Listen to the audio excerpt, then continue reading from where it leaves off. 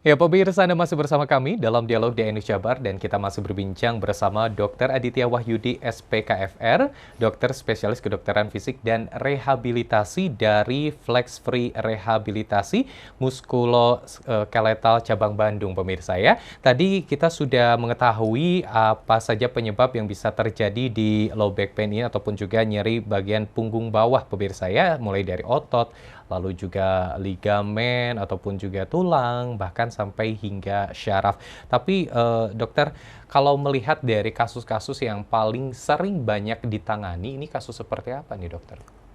Jadi kasus yang paling sering ditangani itu yang pertama itu sindroma piriformis. Sindroma piriformis itu begini, ada otot kecil di dalam pantat, itu letaknya mungkin sekitar 4-5 cm di dalam pantat, namanya otot piriformis. Nah, si otot piriformis ini seringkali bengkak ya, dan kaku.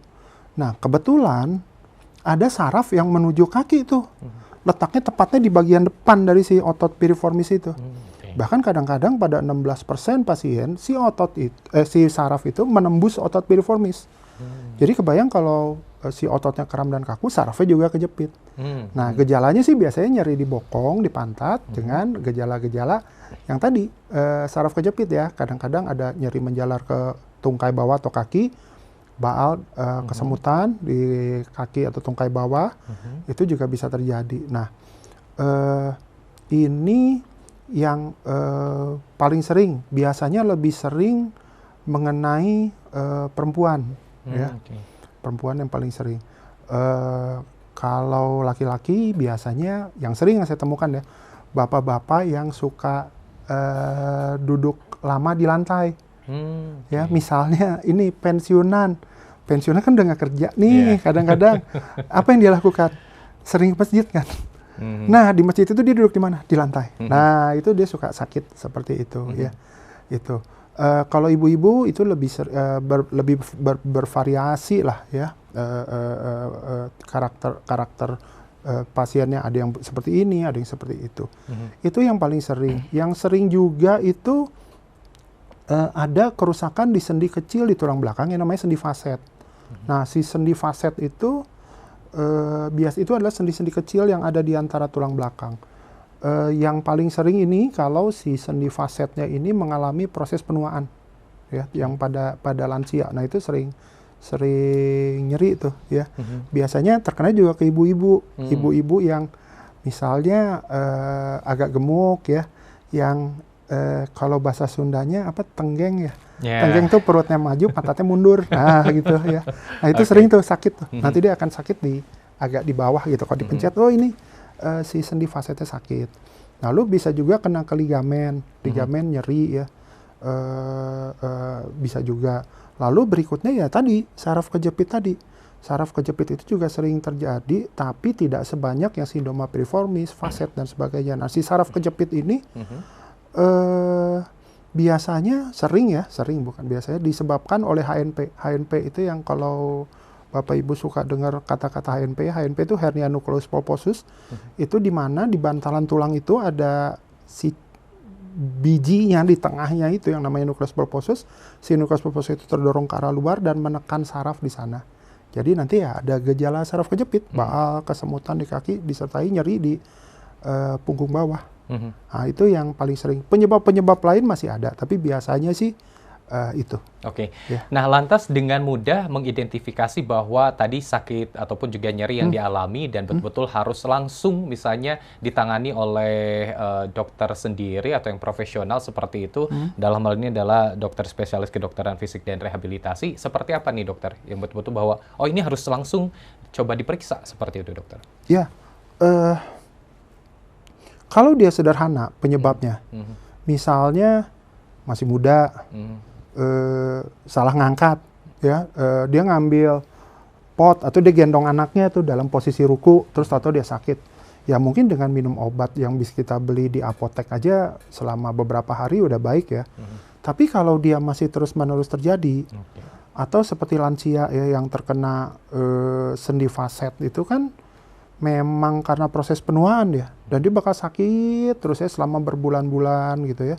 Terus, nah kalau dengan penanganan sederhana dan istirahat setelah 1 sampai 2 minggu dia masih terus-terusan terjadi, sebaiknya diperiksakan ke dokter. Ya, untuk kita lihat nih, apakah penanganannya bakal seperti apa? Apa ini suatu yang serius atau tidak? Cukup dikasih obat atau harus dengan terapi juga, harus dengan injeksi juga dan lain-lain. Oke, Ya. baik. Jadi kejadian yang terus-menerus ini Betul. jangan sampai dibiarkan ya Betul, dokter ya. betul, betul. Jangan sampai menjadi parah. Nah, terapi seperti apa ataupun juga pengobatan seperti apa secara medis untuk low back pain ini yang biasa diberikan dokter? Ya, jadi pengobatannya macam-macam ya.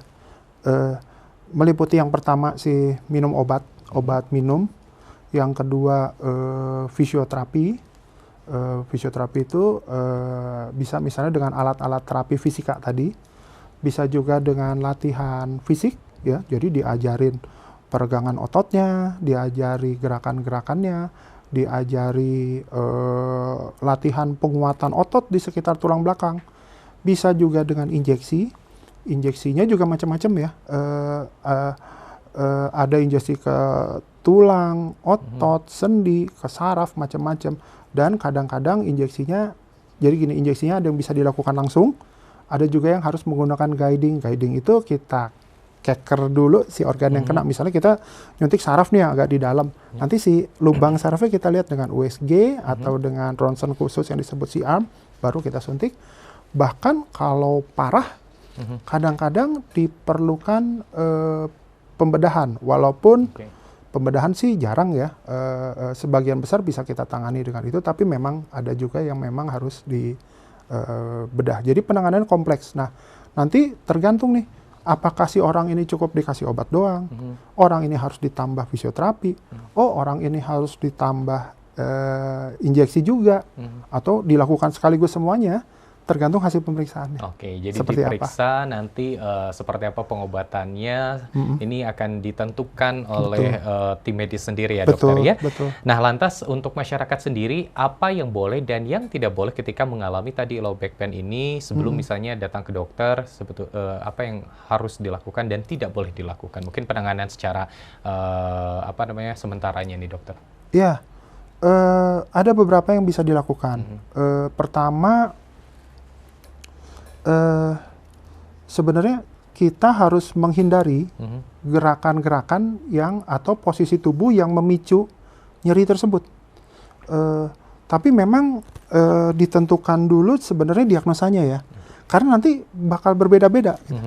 Misalnya orang yang kena di sendi faset itu akan lebih nyeri kalau dia berdiri lama atau dia berjalan agak lama dan jauh. Jadi ini misalnya ibu-ibu yang sakit punggungnya karena sendi faset, tiap hari masak, nyetrika.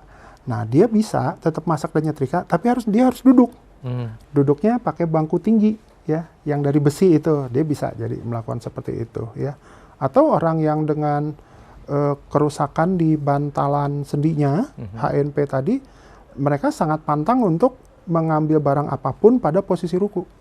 Ya, ngambil pot, ngambil anak-anaknya, mau digendong posisi ruku nggak boleh, apalagi rukunya sambil muter.